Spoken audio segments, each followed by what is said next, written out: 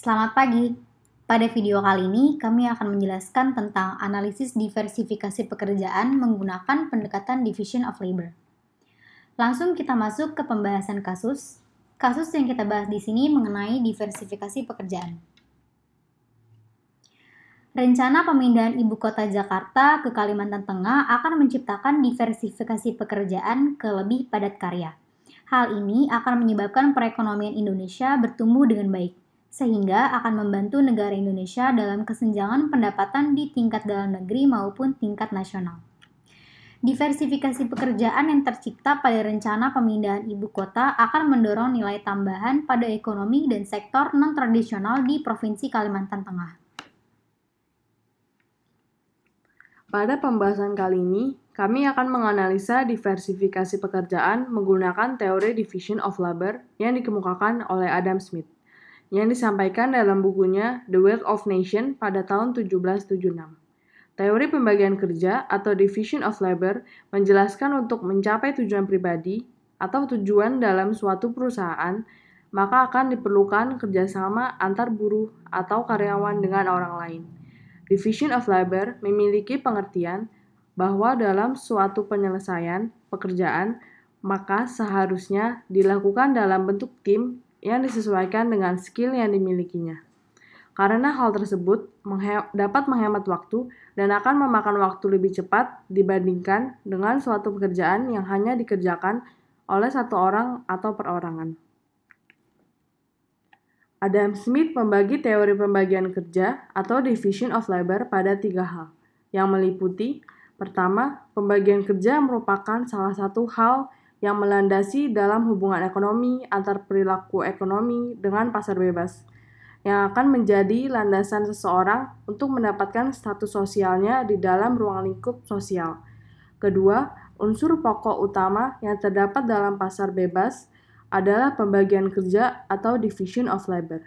Dan yang ketiga, salah satu yang mendorong tingkat kemakmuran suatu negara dan masyarakatnya dapat dilihat oleh perkembangan dan kemajuan pasar bebas di dalam negaranya. Dampak dari terciptanya diversifikasi pekerjaan akan meningkatkan daya saing kualitas pekerja di dunia internasional, sehingga dapat mendorong perekonomian negara Indonesia untuk bersaing dengan negara-negara lain. Diversifikasi pekerjaan yang akan terjadi pada rencana pemindahan ibu kota juga akan meminimalisir resiko pada perpindahan ibu kota Jakarta ke Kalimantan Tengah.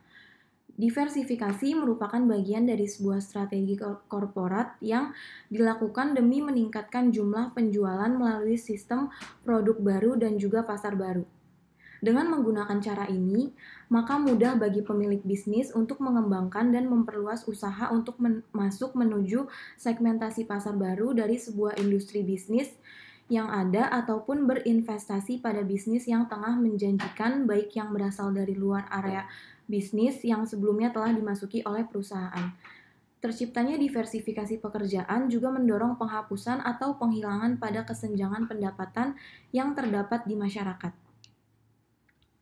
Apabila rencana pemindahan ibu kota terlaksana, maka akan banyak manfaat pembangunan dan kesejahteraan di wilayah Kalimantan Tengah. Salah satu contohnya adalah dapat mendorong perdagangan antar provinsi yang dapat membuat pendistribusian barang maupun jasa jadi merata. Misalnya, dalam perdagangan di bidang teknologi, akan merata di Pulau Jawa maupun di luar provinsi Pulau Jawa. Contoh lain, yaitu dapat mendorong investasi yang lebih luas di wilayah Kalimantan Tengah. Hal ini juga akan berdampak pada provinsi lain di sekitar provinsi ibu kota baru. Investasi ini akan membantu membangun infrastruktur di ibu kota baru dan mendukung efektivitas ekonomi, serta membuka lapangan kerja yang lebih luas. Tentunya, hal ini juga akan memberi dampak pada peningkatan kesejahteraan masyarakat Indonesia.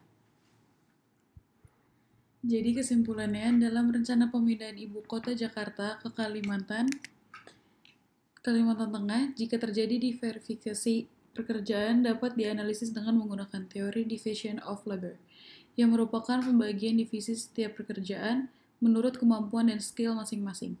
Maka hal ini akan mempengaruhi efektivitas pekerjaan dari setiap divisi dan mempersingkat waktu dalam produksi. Sekian pembahasan dalam video kami kali ini, kurang lebihnya mohon maaf. Terima kasih.